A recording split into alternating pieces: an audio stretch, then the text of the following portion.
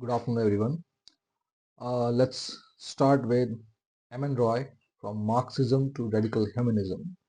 So, Manvendra Nath Roy, whose original name was Narendranath Bhattacharya, has the unique distinction of having worked with Lenin, Trotsky, and Stalin.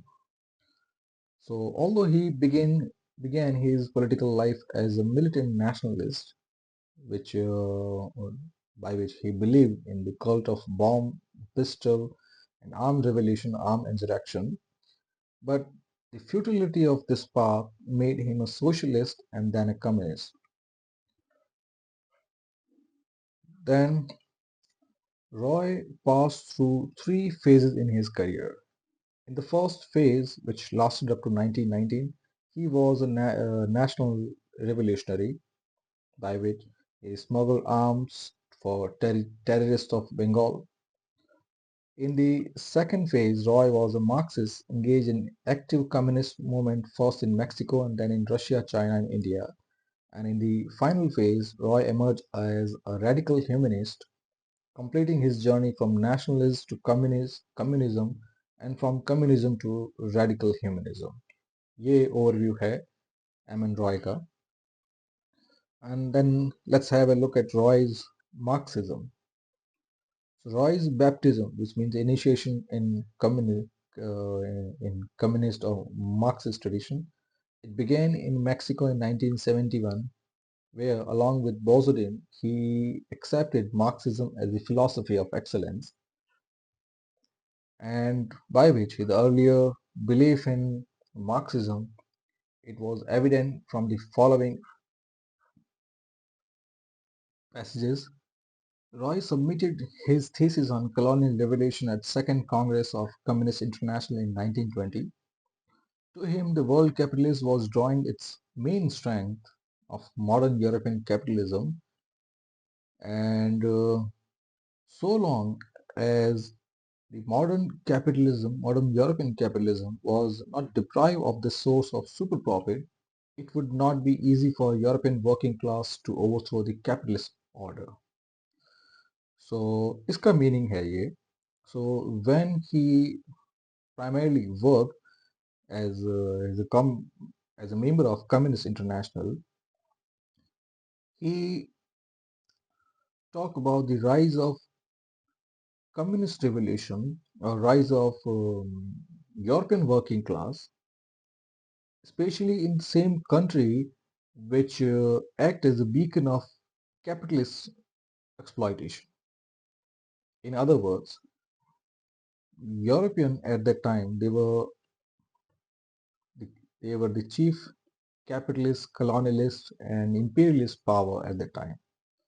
And in the same continent, in the same countries, there was there were many voices of the labor and working people, and those voices needed to be strengthened.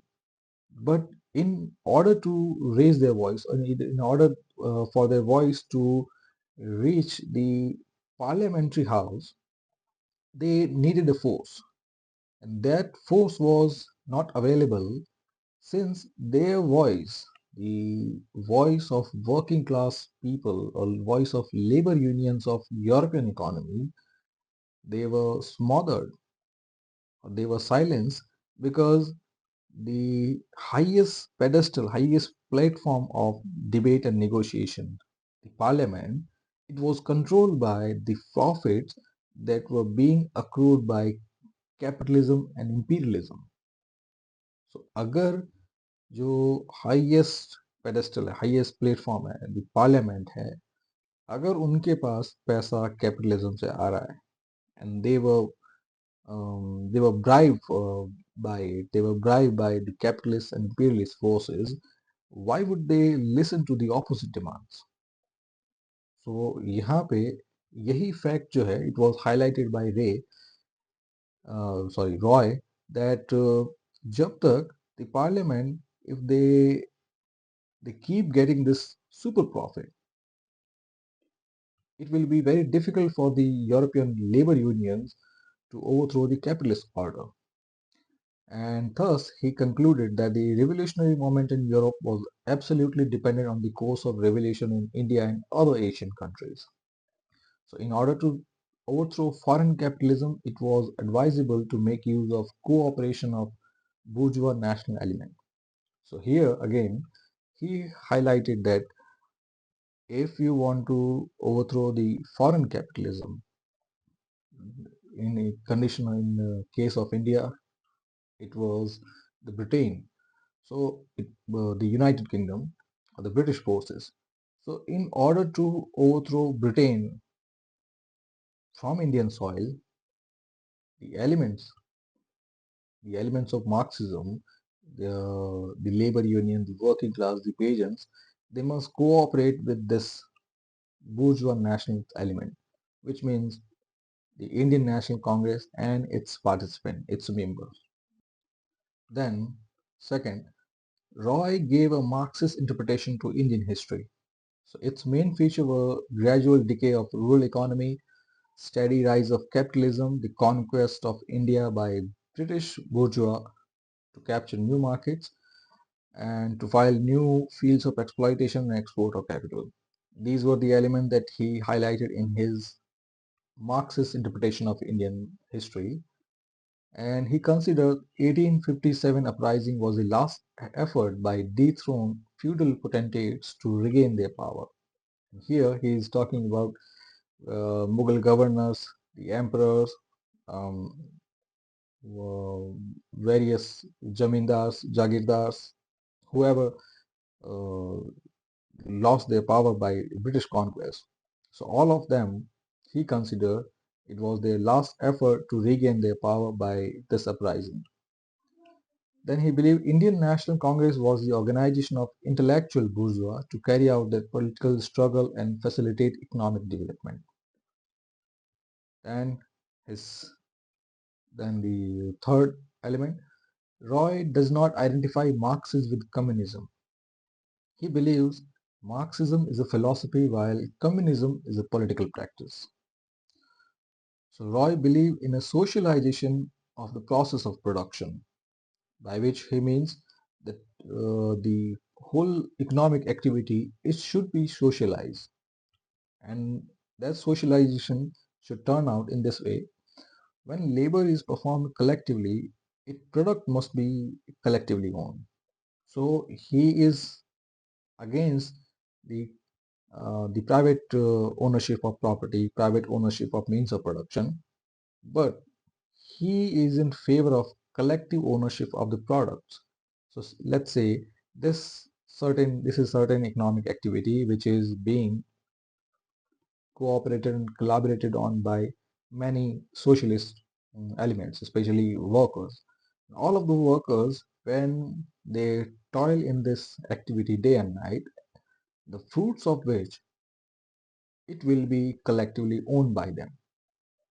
So this is again a good idea, since if means of production are not owned by people, as we have seen in the case of Soviet Union, जहाँ पे लोग they used to pack stale potatoes with the fresh one. ये आपने कहीं NCERT book में भी पढ़ा होगा. Stale potatoes and fresh potatoes. अब why are people who are working in communes? Yes, वो that instance, communes were the socially controlled farms, social farms कह सकते हैं. So in social farm में they were collectively owned by people. उन farms में जो भी work है it will be done by the workers, and उस वो जो work है, so people did not take much interest, और वो is evident from this practice when people pack stale with the fresh one, knowing that the presence of stale will spoil the whole cartel, whole produce. ये तो आप जानते ही हैं. So ये जानते हुए भी ये पैक करना, it was evident that the the practice of socialization of means of production was not gaining any result. लेकिन Roy suggested that if the fruits the results of the products, if they are controlled, if they are socially owned by people, then it may make a difference. हो सकता है उन्हीं communes पे, communes, they are again socially owned, but if जो भी इसमें से हो रहा है वो अगर privately owned हो, collectively owned हो, then it might have make a difference. Well, ये तो suggestion था उनका, but we don't know how this will turn out in real practice. Then his idea on private property, he believed that private property must cease to be an economic necessity before it can be abolished. So he believed to abolish private property, first destroy the necessity which is guaranteed to, or which is bestowed on private property. And Roy rejects the dictum that dictatorship of the proletariat is necessary to achieve communism. He believes that revolution cannot be made to order. In an industrialized backward country like India, the establishment of proletariat dictatorship cannot be envisaged. So ये उनके these are the ideas, और ये आपके UPSC perspective से they are important, and he was right up to certain extent. But he believed that in an industrially backward country like India at that time, because he was an intellectual of the pre-independence time, और उस time पे तो India was a famine-prone, pauperized, impoverished country. तो ऐसे में to believe that the proletariat, especially workers and peasants, वो सब एक साथ मिलके if they establish a proletariat dictatorship or a society of communists, that thing could not be visualized. क्योंकि करके even if they join together, they join the ranks of many such demands, many such proletariats, होगा क्या उससे? Because in that way they need the resources and the know-how, the technical know-how to exploit the resources and to employ them collectively for the benefit of whole country. और वो उनके पास the motives are not there. And the second thing, the exploiters, they are all already living. In that sense, if even if they want to establish a proletariat dictatorship, which without any motive and without any supportive force will not last long. Then, fourth, Roy foresaw two things in establishing socialism in India. The first one was an agrarian revolution, and second, building up modern industry under the control of democratic state. And he did not consider socialism as an immediate issue for India. Socialism was not a matter for desire for him, it was a matter of necessity. ये और postulates हैं, ध्यान रखना. The introduction of mechanical means of production on large scale, the abolition of pre-capitalist restriction of production, and the attainment of certain minimum economic level are the historical precondition for establishing society, socialism. So he believed that ये सारे factors हैं that needed to be accounted to establish socialism in India, and that system could not be built overnight. So according to him, the problem of transition to socialism, it has two parts. First, the achievement of free Indian democracy, and then transformation of social order into a socialist democracy. And both of them could not be done and accomplished overnight. So ये उसके ideas हैं. अगर कुछ बाकी रह जाए, कुछ ऐसा जो आपको समझ में नहीं आया, you can ask me in the comment section. Then let's proceed on to his humanist critique of Marxism. So according to Roy, Marx's theory of class struggle, it has subordinated individual consciousness, and he was also critical of Marx giving too much prominence to the working class. To him, the polarization of capitalist class into the exploiting and working class can never take place.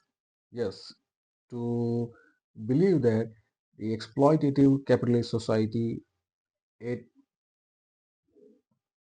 fragments into two parts. One, the original exploiter, and the other, uh, the working class, or even the sympathizer of working class. This paradigm is quite a utopia. And according to him, the middle class does not disappear. It is the middle class which produces revolutionary. And this fact was also recognized by Lenin. Thus, Roy denounced the theory of class struggle. And he considered the proletariat as the most backward stratum of society. And he gave a place of pride to middle class and individual. He also denounced the theory of dictatorship of proletariat as this would establish totalitarianism. तो यहाँ पे इसका मतलब है जो आप पहले भी देखा था कि he did not support the theory of dictatorship of proletariat because that was not necessary, and even uh, the whole endeavor was not feasible. And his argument was that if a dictatorship of proletariat is established, it would lead to totalitarianism, which means power will be accrued to certain individual. जैसे आप same जो communist party China की है वहां पे आप देख सकते हैं all the power it it is a one man show and one man, the leader, he is controlling he's playing all the cards. He's uh, sitting on total and absolute authority. And Roy, he envisaged such a situation before it could happen in India. Then he believed revolution cannot bring about miracles. What was needed was a judicious synthesis of rationalism and romanticism. Again, a good idea. So, as a radical humanist, he thought that revolution was to be brought not through class struggle or armed violence, but through proper education. Again, is the second element of his criticism of Marxism.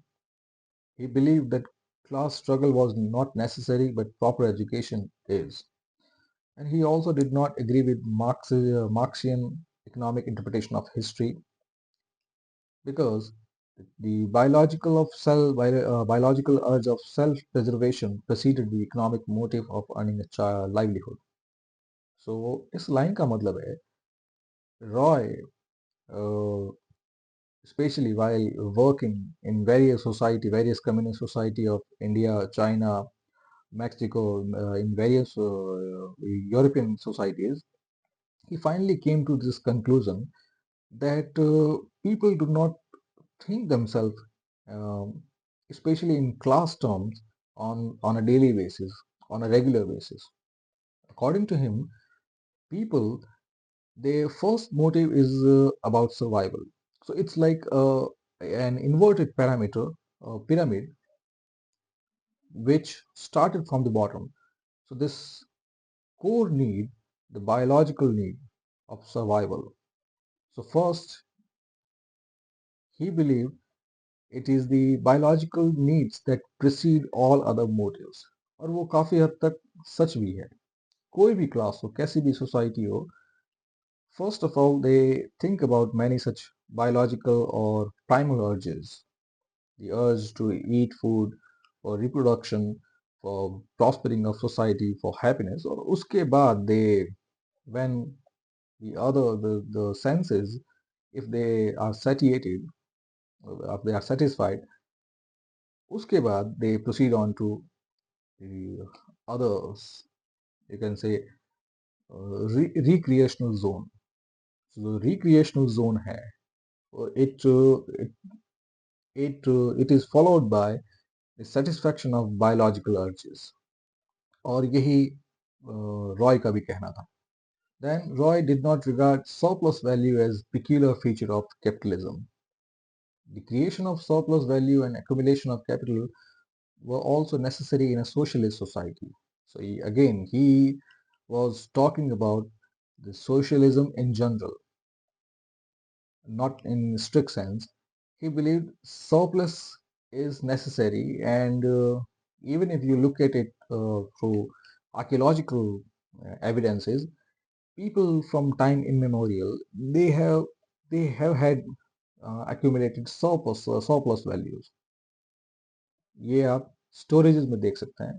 पुराने time से ही people were accumulating whatever was surplus and whatever could be stored. Or this storage, it is not that it has become a hallmark of capitalism. Her society होती है, हर socialist forces होती है, even communist society, they also need to accumulate, or they also need to store the surplus value for future needs, for any other need. And even if they are working in a strict socialist and communist pattern, where the means of production are collectively owned by state, उस case में भी the state cannot be called in action to give away the surplus value.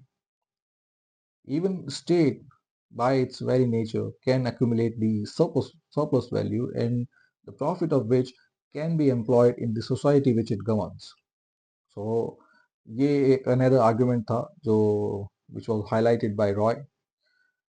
And the only difference between, according to M. and Roy, the only difference between socialist society was that the surplus value was not appropriated by a particular class. Yes, a good proposition. So, according to him, surplus value can be stored and accumulated. It is not a core feature of capitalism.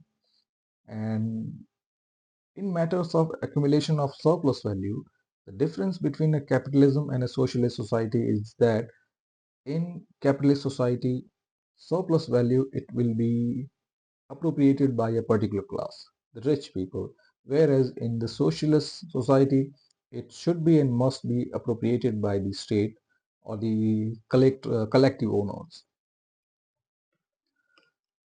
Then Roy made very serious observations about Indian politics. He remarked that Indian tradition of leadership lend themselves to authoritarianism. So authoritarianism means ये totalitarianism और dictatorship जैसा ही है. Here, this term means authoritarianism, that authority, it is given to, fundamentally given to uh, certain people. That can be one person or a group of people. And he was quite right up to the tradition or the situation of India's polity, which became visible after independence. And he foresaw this. The cult of leadership and its manifestation in the form of authoritarianism, it is not typical of other communist and dictator country. It has been seen in India as well. So according to him, such a cult of leadership, in such cult of leadership, leader is considered infallible. Infallible means he is beyond any approach, beyond any reproach, and he cannot make any mistakes. So the presence of a charismatic leadership indicates the fastest tendency in Indian politics. So both of which, you can two examples. First of Indira Gandhi and then Narendra Modi, in both of which they clearly show the fastest tendency, and both of them, they were charismatic leaders. And you won't believe this, but these tendencies, it has been seen by one man, you know, a lot before India achieves its independence. So this visibility of fascist tendency, it was highlighted by him. And one may agree with Roy that India lacks a democratic tradition, the existence of peculiar social structure, and the tendency of hero worship make for authoritarian tradition.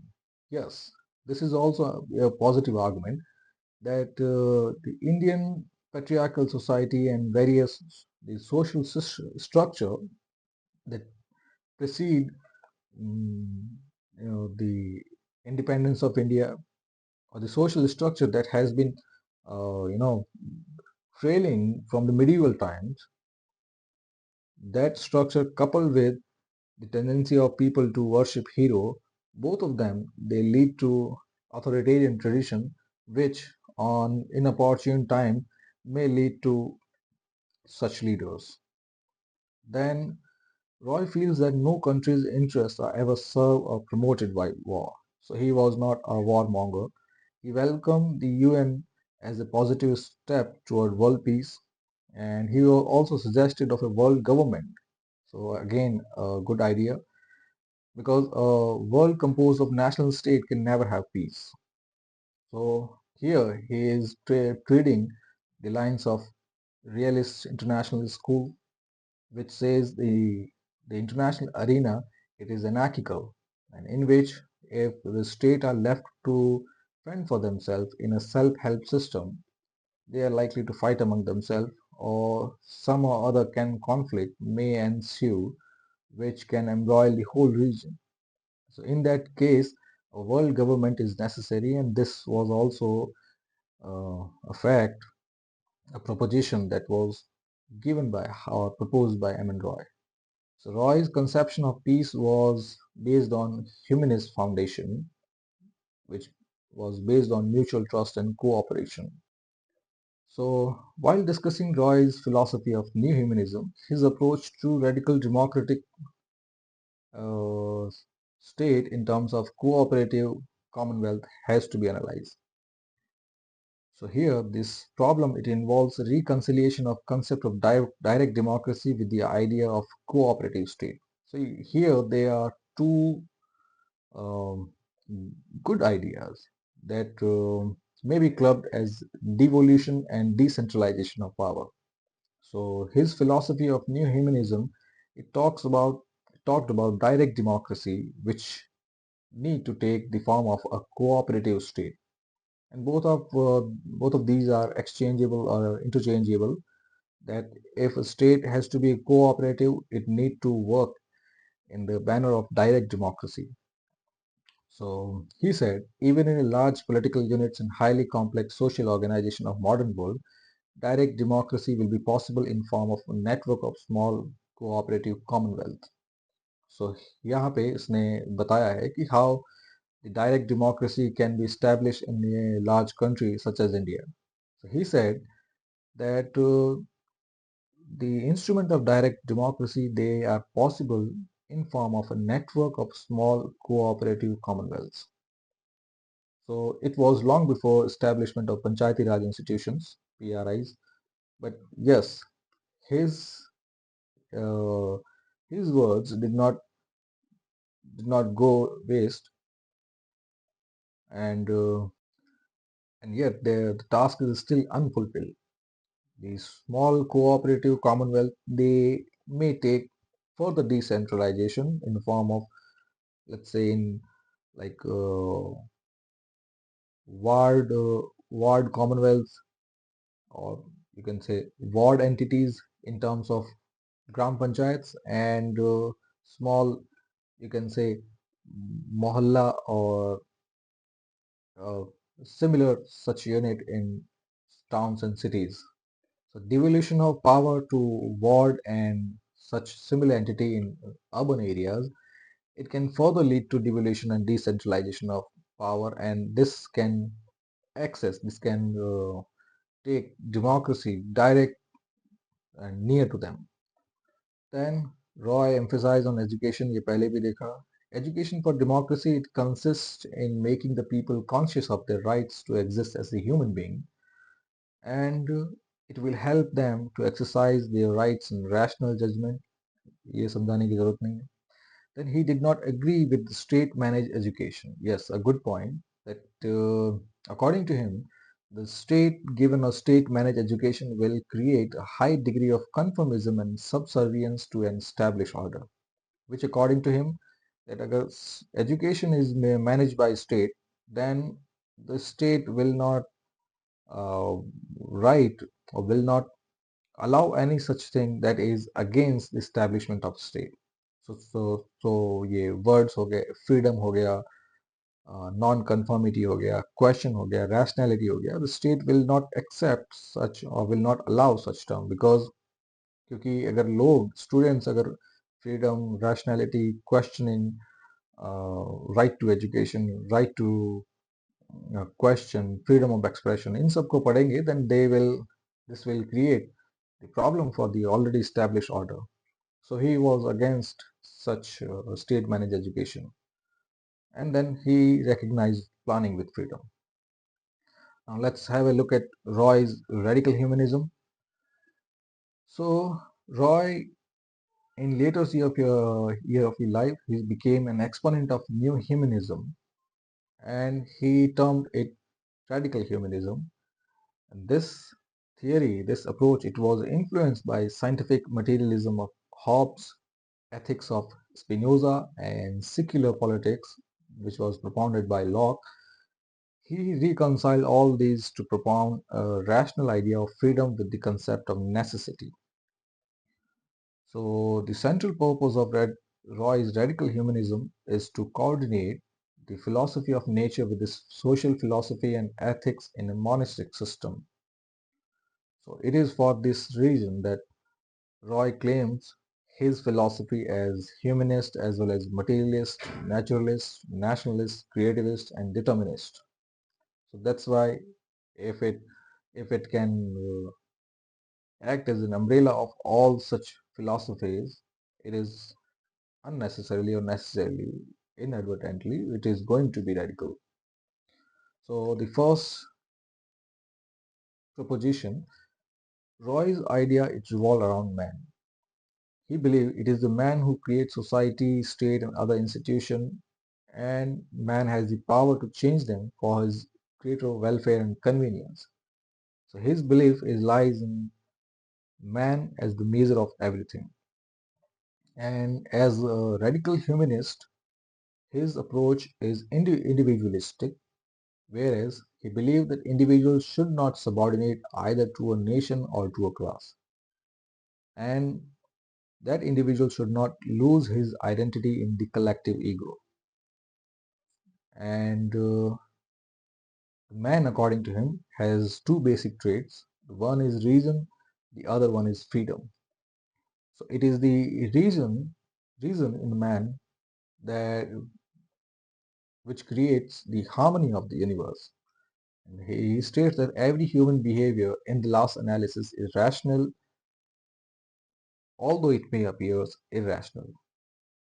So, in short, Roy says that the the entity, the core of life, the core of political and social life, it should be an individual.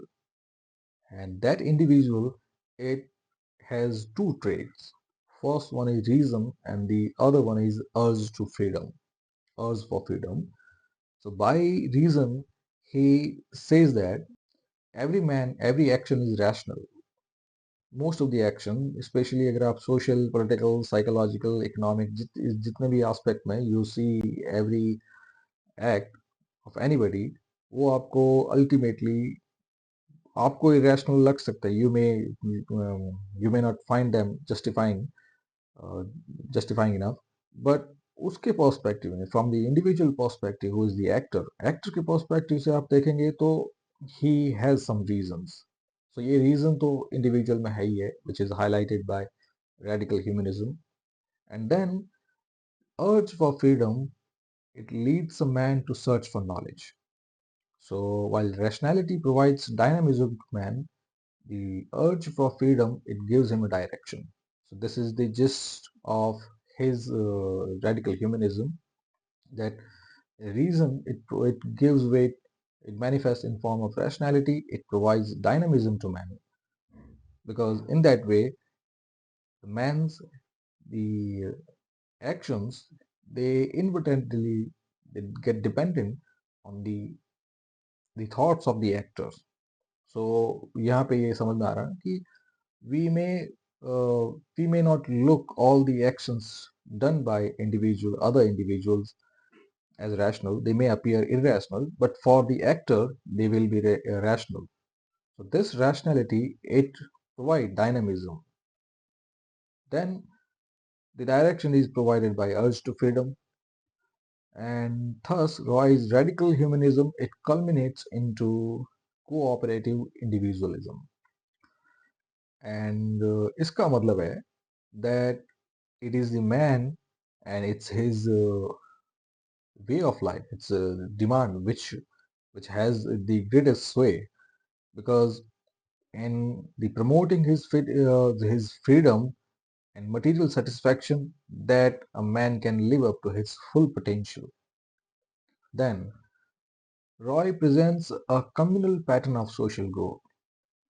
So according to him, each group marks out as an area any area as its collective domain. And the ownership is common because land is cultivated by labor of entire community. He is talking about a different kind of commune. So according to him, that each group, it should mark any such area for to be regarded as their domain or a commune. And the economic activity enterprise, it will be done by the people, all the people who own such a land. Then the fruits of collective labor, it belongs to all the people collectively. But this does not last long. With the origin of private property, there arises the necessity of same authority to govern new relations. And this void is filled by the state. So according to him, कि पहले पहले के time में जब communes थे, because उस time private property नहीं थी, every piece of land it was worked upon and its fruit were enjoyed by people whoever worked on them. This same method can be employed in modern times, whereas a certain piece of land, a certain enterprise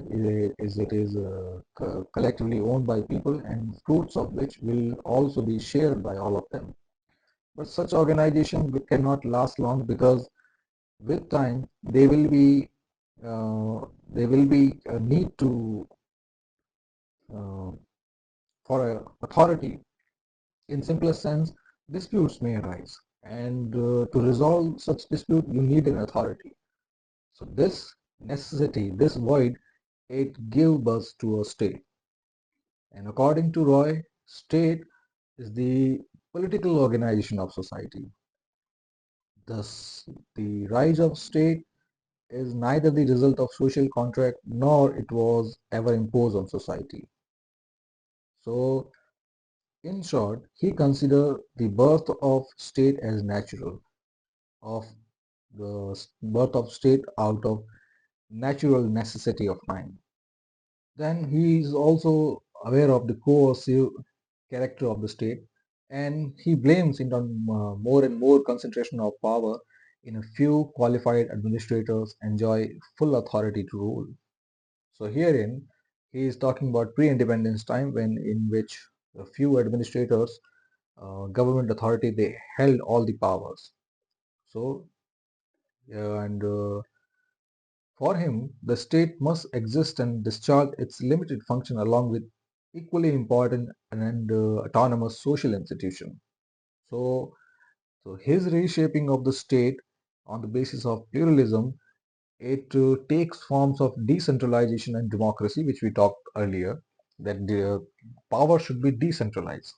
And in that way, अगर power decentralized होती है, in such a scenario, state can exist, state must exist, but it should be given limited function, and then the other functions, other core and peripheral function, they can be devolved to other institutions, other social institutions, and other vertices based on their capacity and jurisdictions. Then he reduces the function of the state to minimum. He pleaded for decentralization, where maximum possible autonomy should be granted to local units. So again, a good idea, or his idea about the state. Power decentralize हो और जो units हैं they should be given the maximum possible power. Then Roy was supporter of not only a democracy where every citizen will be informed and consulted about the affairs of state, but also of radical democracy as well. So this radical democracy, its basic feature is that people must have ways and means to exercise sovereign power. So radical democracy या कोई भी democracy तभी तक exercise हो पाएगी जब the people who are the real master, they must have avenues, जो यहाँ पे ways and means लिखे हैं, that they must have tools to exercise their sovereign power. अगर ये नहीं मिलेगा तो democracy किस बात की? So according to him, power should be distributed, that maximum power should be vested in the local democracy.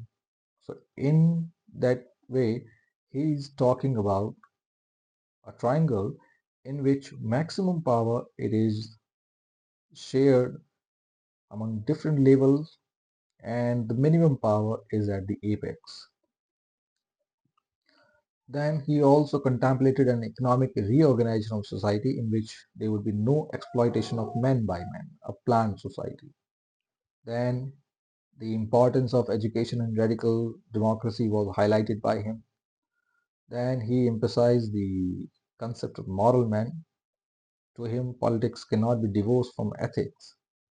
So reason is the only sanction for morality. Without moral men, there will be no moral society. ये भी आप UPSC के perspective से याद रखना. Then he advocates humanist politics. So according to him, this will lead to purification and rationalization of politics. Today, man is debased to the level of unthinking beast power politics. But according to him, politics can be practiced without power.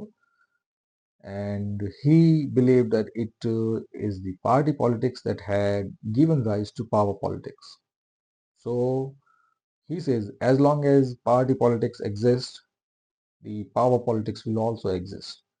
So he favored the abolition of party system. Then Roy's social order, it rises with the support of enlightening public opinion as well as intelligent actions of people, and for which he stands for revolution by consent. But this revolution should be non-violent. He rules out any use of violent methods. So according to him, one cannot be a revolutionary without possessing a scientific knowledge. So revolution, according to him, is the revolution of intelligence or knowledge. And let's take a look at the conclusion. So to conclude, Roy's learning is indeed impressive. He has written 6,000 page book, The Philosophical Consequence of Modern Science. And his book, Reason, Romanticism and Revolution, is a significant contribution to political thought by an Indian writer. Then he was an ethical revisionist in the history of social thought. He began his academic pursuits as Marxist, but gradually, almost completely restated all the proposition of Marx, which can be said that he gave a moral restatement of Marxism. So this is it. अगर कोई ऐसा है which I have not covered or which have been overlooked by me, you can um, you can kindly ask that question in comment box. I'll be very happy to respond in time. So this is it. Thank you very much and kindly subscribe the channel.